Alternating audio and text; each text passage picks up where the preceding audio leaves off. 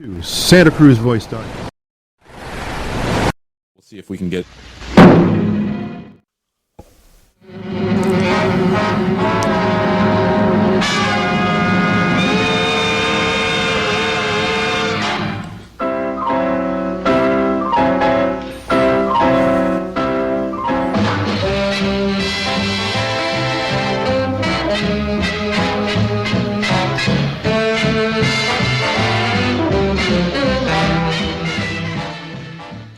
And hello, welcome to Raising the Standards. Brando and I with you today. How are you, buddy? I'm doing great. And you, Jacoby? I am, I have to tell the folks, we were deciding what we're going to talk about. And Brando says to me, so what do you think of Trump? I went, oh, have you got a minute? So we're not going to go there. We're going to talk. We're going to have a few laughs today. We're very excited about it. Gentleman I talked to, 2 or 3 years ago, Frank Ferrante, who is just this marvelous actor who does a one-man show called An Evening with Groucho that he does around the world, and it's spectacular. And we're going to talk about all things Groucho today, so that'll be fun. Later on Weekend Liner Notes. And now, have you listened to this story yet? No, I haven't. Okay, it's a little. My mic's a little hot. But the story, the Lone Ranger story, which is a story Jay Thomas used to tell every year on the David Letterman show, and Letterman called it the best talk show story he's ever heard, and it is one of the funniest things you'll ever hear. That's coming up later in the hour.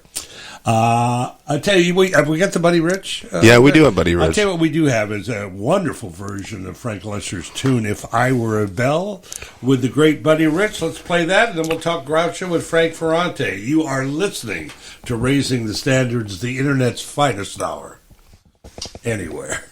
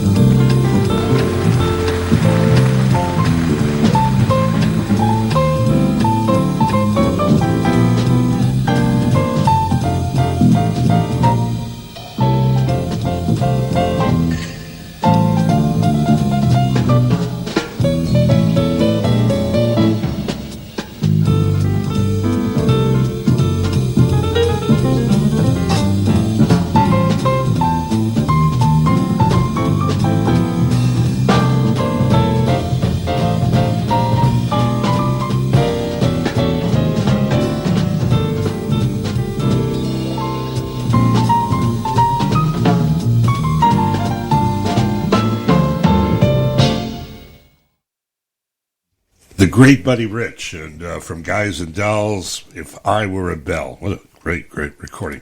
So with us on the line, we're delighted to hear from him, Frank Ferrante. Hello, Francis. How are you? So I thought this girl was working out like crazy, but she wasn't. I met. Hello. Hello. There you are. How are you, buddy? Great. How's it going, Michael? It's going well. Say hello to Brando. Hello. Hello, Brando. Nice to hear you. Pleasant, yes. Yeah, his voice dropped 3 octaves. Hello, Brando. Yes, I feel like if I'm, it's a kind of name that deserves a lower octave. Thank you. That's exactly right. Hey, I was saying earlier when we opened the show that you and I chatted on the air probably a couple of years ago. And I enjoyed it immensely, and I'm so happy to get you back on. To quote the great Chuck Berry, you move around like a wayward summer breeze. So you're sometimes a little hard to catch up with. How often do you tour? How often do I tour? Yeah. How many days a year? God, it varies. This year is a lighter year. There'll be sometimes it could be 10 months. Yeah. Where I'll be out of town. Like I was in Chicago in 2022, 23 for a 10-month run of a different, unrelated show, but a vaudeville show, a Cirque du Soleil type show. But quite a bit. I do everything from one-nighters to long runs to you name it. So it's been really a bit of a hodgepodge, and I've probably averaged over maybe half to 2/3 of my last 20 years on the road. Well, it's interesting, Frank. While vaudeville is gone, certainly the lifestyle and the commitment and the rigors of the road stay the same. That's true. That is very true. I've always had when I was a kid, I was reading about all the great comedians of yesteryear, like the Marx Brothers and W.C. Fields, and I would read about what seemed like a glamorous life, but it really wasn't. It was really a very challenging, difficult existence. I've always wanted to be a vaudevillian when I was a kid, reading about these people, and that's what came about for me. So, the easy part is the performance. It's the getting there, as most touring performers will tell you.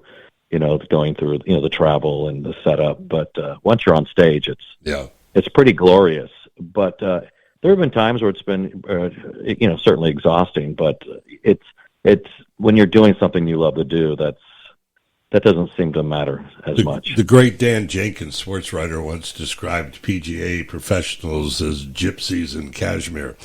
So that kind of sums up that lifestyle.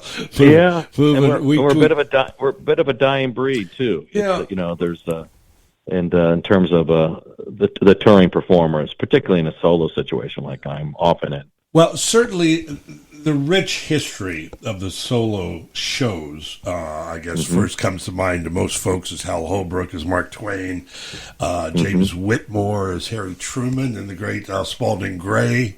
What was that, Swimming to Cambodia? Was that his? I believe it may have been his show. And what you're doing, which you won numerous awards for, but let's rewind the tape a little bit back to your Trojan days at USC, when you were doing theater, and tell me about how you came into contact with Groucho's son and how that all started. Well, it's interesting timing. This interview is that it literally was 40 years ago next month that I first did the show on campus at USC. So that's April 26th. It's on my birthday, and it was part of a senior project. And it was I always loved comedy, loved the Marx Brothers, and I had a teacher at USC, Professor William White, who let me know, hey, Frank, we've got something called directed research, where in essence you could do anything you want. We'll give you units.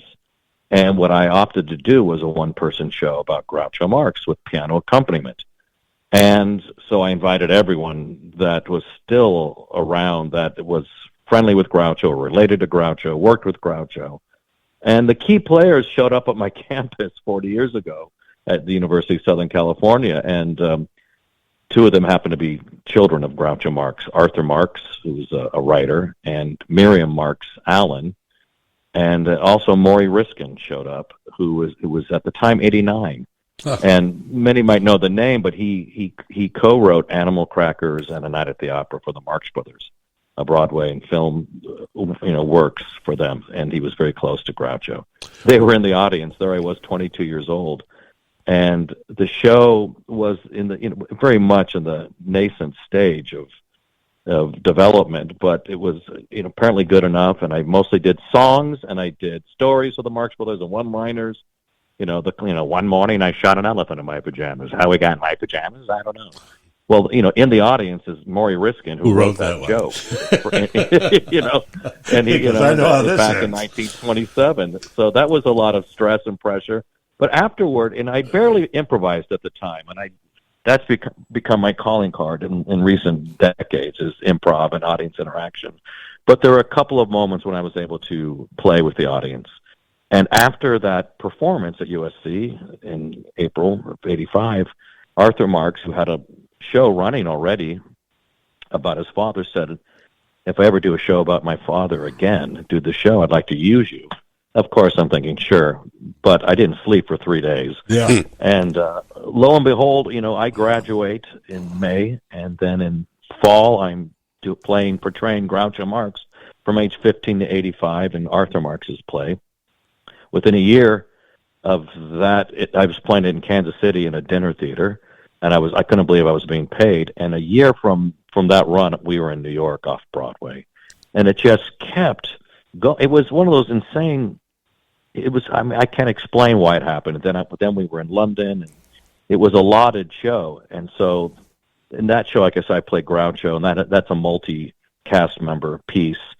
But that all came from my evening with Groucho at USC, and Arthur and I became very close friends. Now, when did Groucho pass? He passed in 1977. Oh, was it that long? So this would have been I did it 8 years after Groucho's passing. So Groucho was still pretty much in the ethers. People are very familiar with Groucho. Groucho was still and still is today, but at that time he was still very much a part of the current world. But I didn't think a show about him would necessarily succeed. But it surprised us. It was what they called a sleeper hit, and New Yorkers loved it, tourists loved it, and I'm very proud that one person show that I'm still doing, like you said, still touring, is still happening. In fact, it's currently playing on PBS Passport, and it's on Broadway on demand, the streaming platform, and I'm really it's been a real joy to have that as an anchor in my life and career, and to be able to develop something. Who gets to work on something for 40 plus years and get better? I mean, you've been in radio forever, and the more you do, you hope the better you get. Right? You would hope. Well, it's interesting because the subject, it really does cross generations, and you get obviously, and you've probably lost one of them since you've started playing. But originally, you had people that really remembered Groucho from the good times. When the countries were going through very bad times, and had fond memories of him. And for some reason, you got a generation of young people, and that's still going, that embraced all the wonderful stuff that Groucho, and as you say, the writing was so quality and so cleverly written. I guess it's like why Cole Porter's lyrics still survive. Right. It's so remarkable. But I'm assuming you're still where W.C. Fields didn't hold up that way, and Burns and Allen and the great acts. But for some reason, Groucho is, to quote George Fenneman, the one and only Groucho. He just stands alone. Yeah, he's fascinating that way. I think part of it was he had such longevity. He worked for 72 years from the time he was 14, and really up until his passing at age 86. He was still in the public eye, and he kept, the older I get, and being a performer, I've been doing this for 40 years myself, started as a kid, I really have great respect and admiration for his love of what he did. And so he was in every medium, from, live stage, radio, television, film, back to live stage when he was older. He wrote, so he was in print. And, he outlived his brothers by, 15 years and lived long enough for a renaissance in the 70s. That's when I discovered him. And a lot of my peers discovered Groucho and his anarchic, irreverent humor. And, when he went to that renaissance, that revival, it was during the Vietnam War, and Groucho pretty much embodied all that was anti-everything. And young people really loved Groucho a great deal. And to your point, yes, I thought back in '85 when I was first doing this, and I was 22. Well, this is only going to last a couple of years because that audience will be completely, gone by then. Yeah. It'll have passed the original.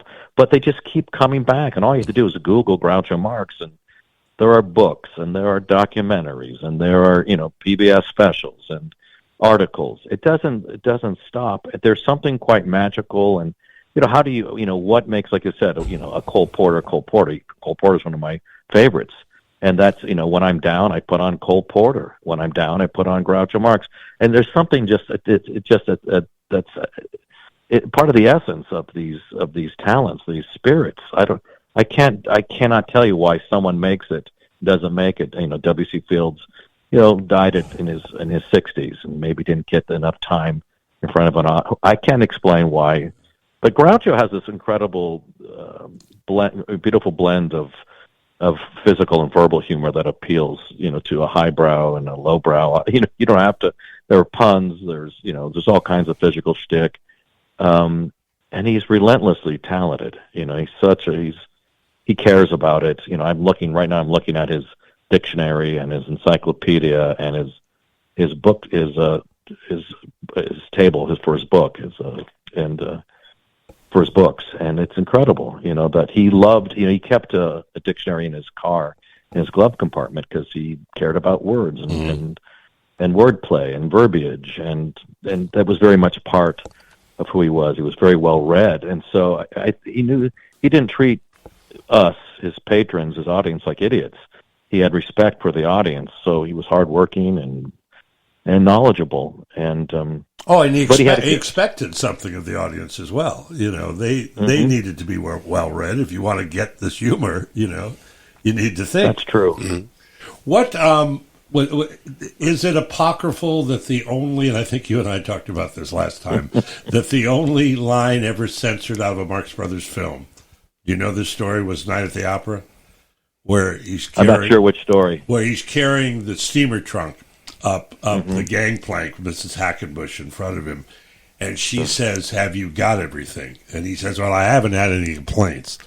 Which supposedly was edited out of the film. That's actually, Michael, that's actually in the film. Oh, is it? Okay, then they didn't censor. He plays Otis B. Driftwood. Yeah. And she's, I forget. And Mrs. Claypool and Otis, do you have any? Do you have everything? I haven't any complaints yet. And, that got past the censor somehow. But I don't, but and they got away with a lot. All he had to do was wiggle those eyebrows, and we knew what he was thinking. And that, of course, that happened all through his career, up through You Bet Your Life. Yeah, right. We all know that story. Hey, sure. You were mentioning that your performance, a tape of which is on PBS Plus, which I highly recommend folks checking out. And if you're a big Groucho fan, if you have not seen the Cabot special, Dick Cabot, which runs on PBS as well, that's quite remarkable. Oh, it's fantastic. Did you ever meet Cabot and talk about Groucho? Yeah, I've met Cabot, and I've interviewed Cabot on an anniversary special online for Groucho, and his affection for Groucho is wonderful. Is bottomless. He's crazy about him, and Cabot himself is in his late 80s now, but he still has beautiful stories and has such affection for him, and I think Cabot was to a great extent responsible for part of that revival of Groucho. Yeah. In the late 60s. Because he brought him to Carnegie Hall and did that series, yeah.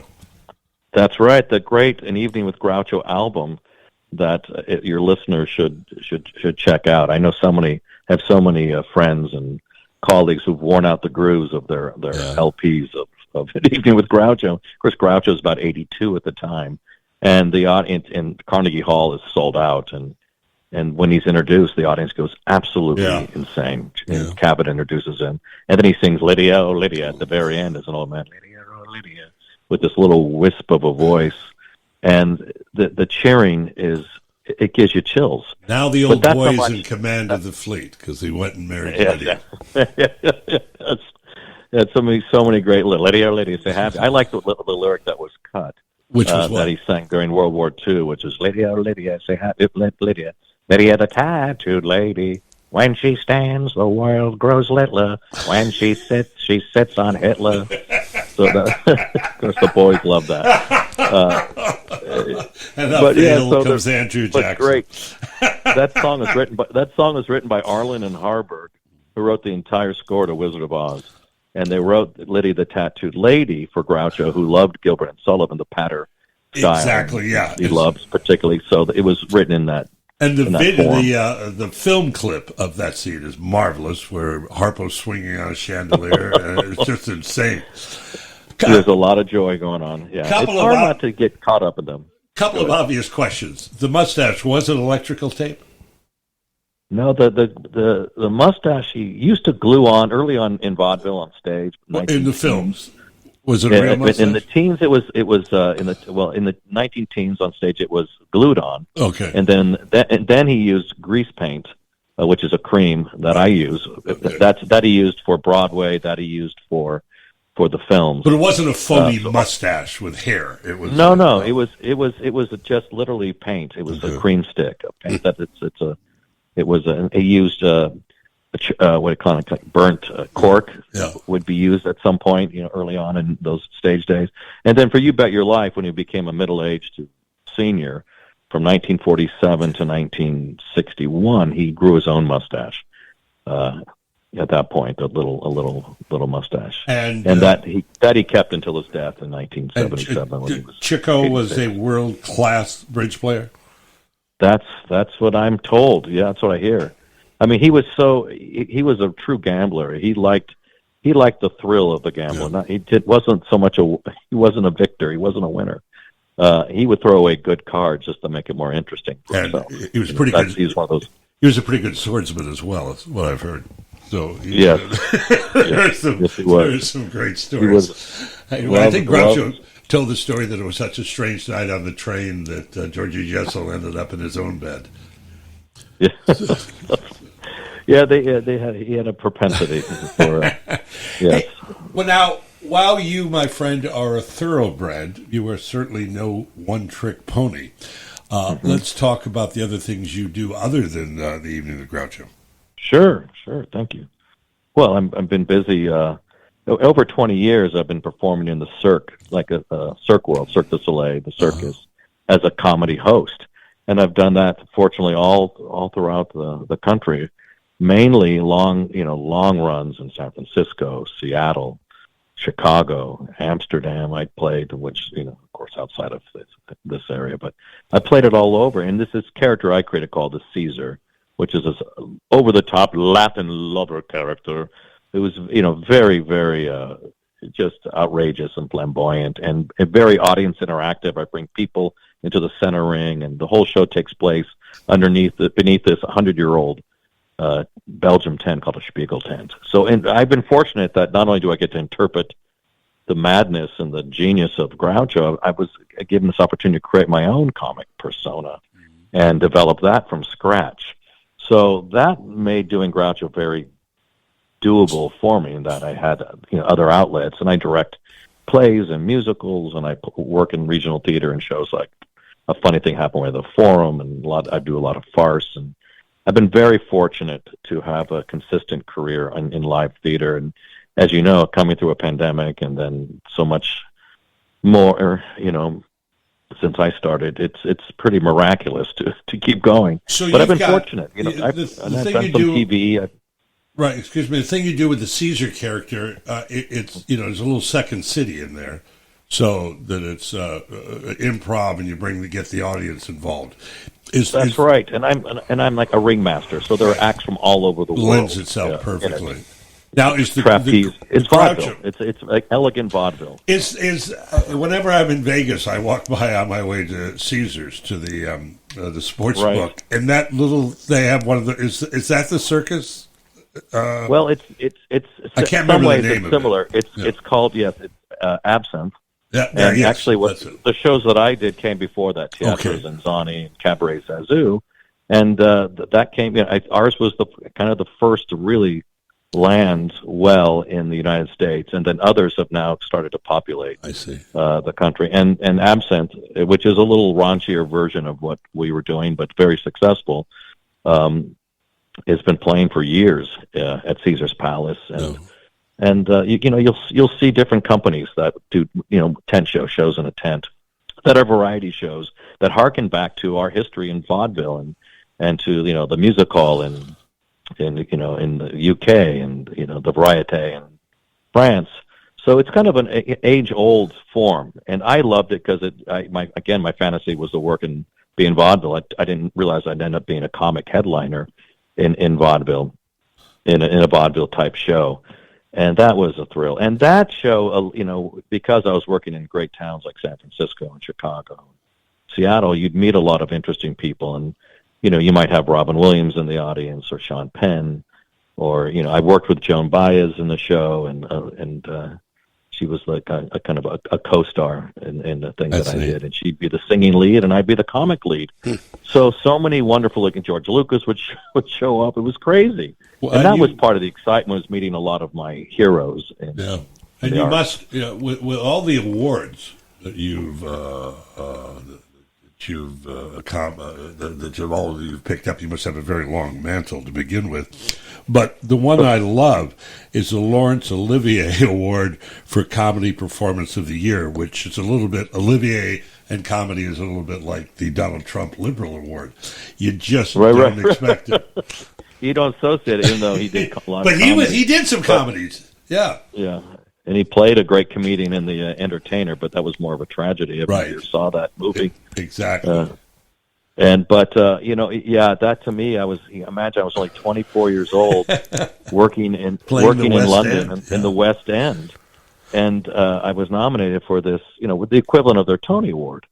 And I remember as a kid saying, I was 15. I remember thinking, I would like this, praying, whatever I was doing, I'd like to be nominated for a Tony Award for playing the Groucho role. I don't know why at 15 I was saying that, but there I was, at 24, 9 years later in London, this kid from Pasadena, California, Sierra Madre to be exact. So, that meant a lot to me too, because you're surrounded by I was a kid, and you're surrounded by some of the greatest Shakespearean actors on the planet, and I was flattered by that. Another one I liked was that now it's horn blowing a little bit, but I was picked as a top 10 for the circus show for Teatro Zinzani playing Caesar, which I thought was like in theater. And I'm thinking, here I am in the one of the theater capitals of the country, if not the world. Yeah. And I'm up against all these, kind of highfalutin, hoity-toity, actors. And here I was, doing pratfalls and making, big jokes and wearing a mole on my face and lipstick and, it's insane. So that was really, one of the joys is that you get to know a community, and that's been part of the fun. Is to sit in Chicago for months or Seattle or wherever, and then you get to know a place. I love that. I got to tell you, I don't know if you remember Bob Booker, ever knew him, who was a friend of mine who used to come on the show a lot years ago. Folks at home would know the name. He produced the first Family album. The Kennedy years. A fascinating guy. Worked with Ed Sullivan a lot. He had great stories. You remind me so much of him, and you have certainly had a rich life, and it's we hope and trust that it will continue for some time, and it certainly has enriched an awful lot of people, including yours truly. And we appreciate that. What's coming up? Any folks that are listening? First of all, thank you so much for that. First of all, I mean. I really appreciate it. I feel very blessed, and I've been able to live out a lot of my fantasies with this work, and I love performing, and I love hearing people laugh. So that's the biggest reward. What's coming up? I've got some bookings, kind of spread out through this year. This is, like I said, this year it's a quieter year for me, which is I welcome it. I've got some bookings coming up in the spring, later spring, and in summer. You're going to be out here? I'm not sure. I'd love to be. I've never played up there before, so that would be great. Hey, Frank, do you have a favorite place to play, or a favorite city? It's a great question. I don't have any favorites of anything. Okay. To tell you the truth, I stopped seeing lights out. Excellent answer.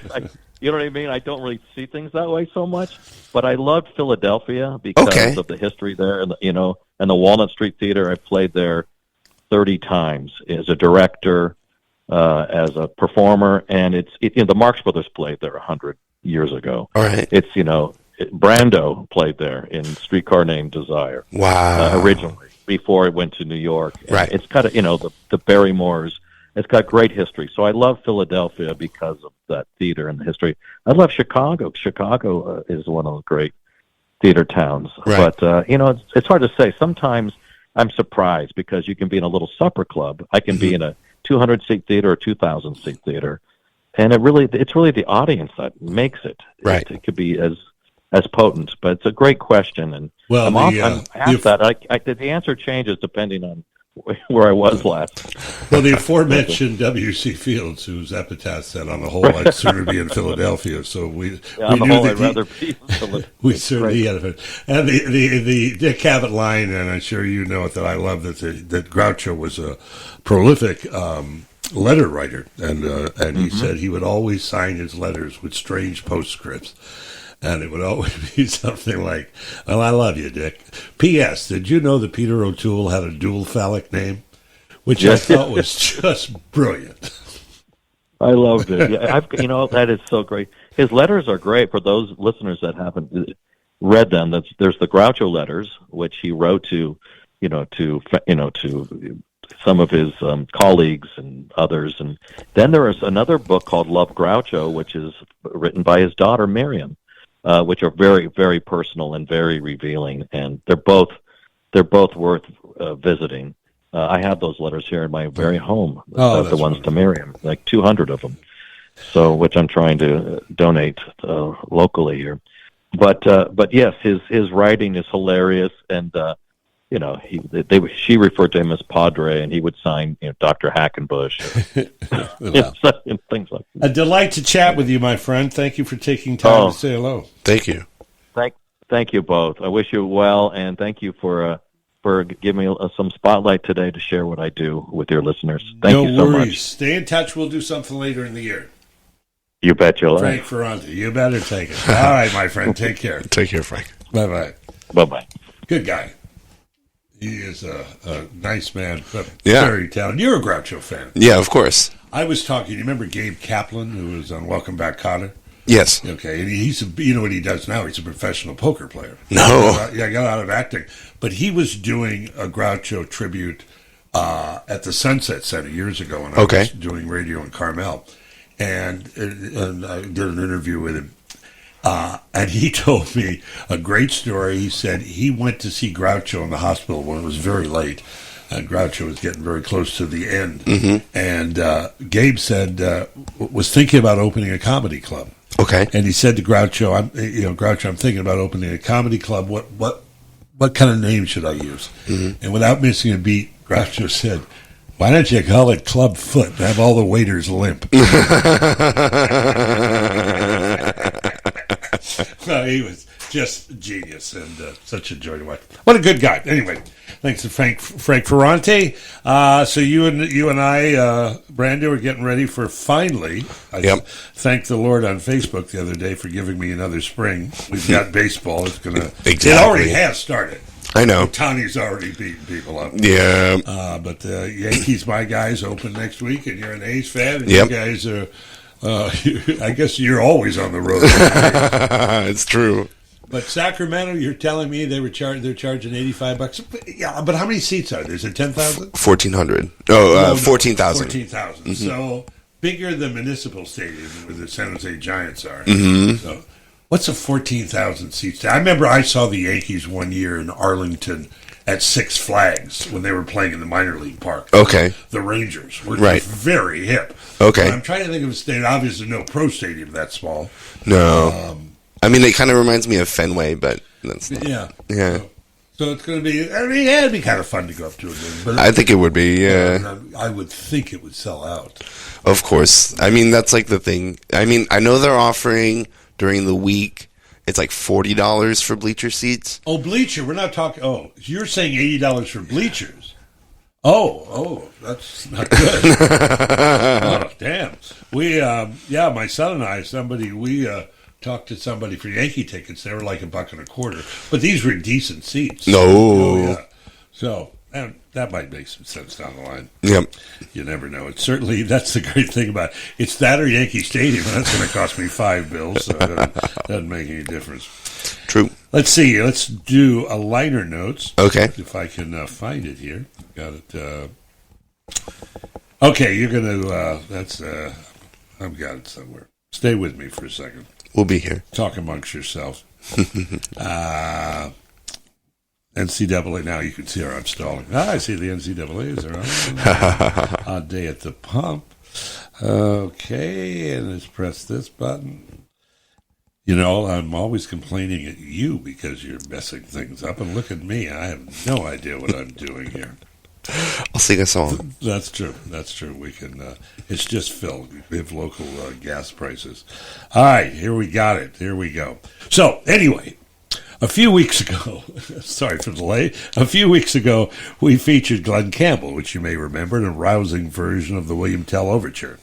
In that column, I mentioned how every Saturday morning for upwards of a decade, I watched The Lone Ranger.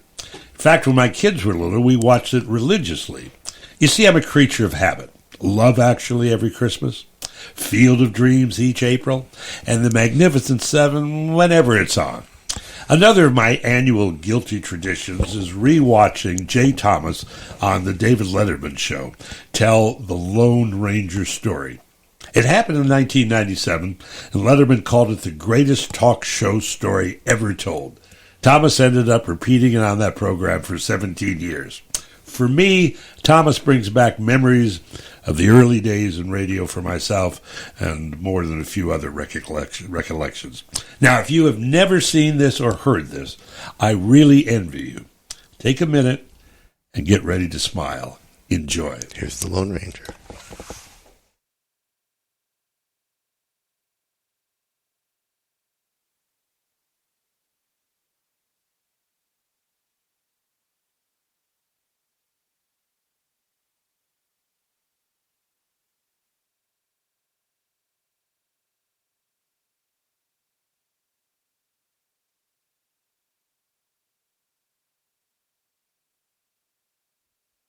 Well, it's just not me. You know, I could. You want me to play it off my phone? I could do this. Probably. Yeah, we can try that. Yeah. Let's see if I can do this. Hard to say. Bring that up and let's see. The tradition of you being here for holidays and the quarterback challenge, the story about you working for a small radio station in a southern town. That's right. That's right. And I had told this story only privately. It's the best story I've ever heard. And it was Christmas about 10 or 12 years ago, and I come out with my little story planned, and you said, give me a gift. And I said, what is it? Tell me this story about you and the Lone Ranger. That's right. And I had never told it publicly, so I worked for a small radio station. It was actually big in the area, Big Ways, it was called, WAYS. And we would open the car dealerships. And back then, I was one of the few white guys with an afro. I had the big, giant afro. And we would open the car dealership. And so a guy named Pickle Moore, we have a picture, by the way, of Pickle Moore with the Lone Ranger. This picture's never been shown before. That's Pickle, that's the Lone Ranger, and that's the car dealership. That's a used Dodge truck. There's the Lone Ranger. The Lone Ranger. Clearly right. a sense of humor. Right. Right, that's Pickle Moore. His daughter sent that to us, so I want to thank her. I know her name is Sweet Relish. I don't know what her last name is. So I go to the thing, and I'm talking and doing the remote and come down and get an oil change and buy a truck and the whole thing. And the Lone Ranger is there, and the kids are coming, and he's got the guns and everything else. My friend Mike Martin, who's in the record industry, he comes to visit me, and he's got the long, long hair and the big stacked heels and the tight jeans like a Bay City roller. And so he gets me, and we go out to the dumpster, and we begin to get herbed up. We become medicinally enhanced as the performance. We only hear that phrase "herbed up" once a year. Once a year. Once a year. We all look forward to tradition. herbed up. Herbed up once a year. Yeah, it's a lovely tradition. That's right. So as I keep going back and forth, we're more and more herbal. So so we do it. We're there for hours, and it's time to leave, and no one comes to get Clayton Moore, the Lone Ranger, and to take him back to the Red Carpet Inn on Moorhead Avenue. So we wait a while, and no one comes. The sales manager was drunk. I don't know what happened. Pickle Moore had left. I don't know what was going on. So I said, well, we'll take you back. And Lone Ranger all dressed up, just as in the photo. Just with the guns and the whole thing, and the mask. Never takes it off. Yeah. Never relaxes. Right. Nothing. So I have a 10-year-old Volvo, okay? And it's all beat up. And there's fast food crap in the back of it and everything else. And we put the Lone Ranger in. And Mike and I get in there. And all we're thinking is we can't act stoned. So we...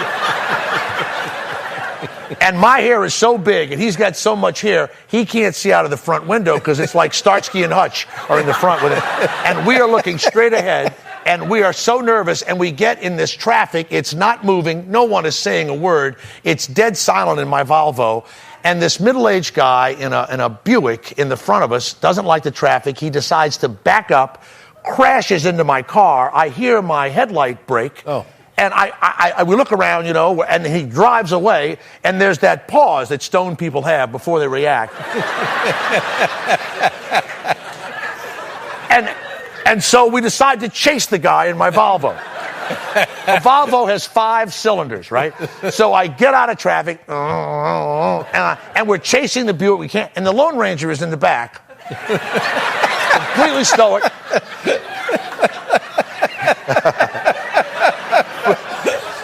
I swear to God. So we catch up to the guy. We can see him, he's a middle-aged guy. We pull in front of him, right in front of Anderson Seafood Restaurant. I swear to God, it's all there.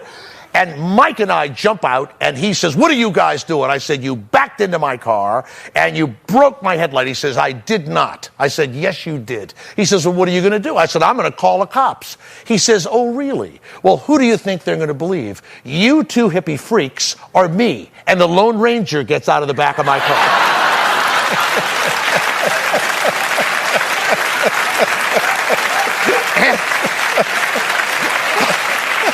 I swear to God, he goes like this. They'll believe me, citizen. I swear to God.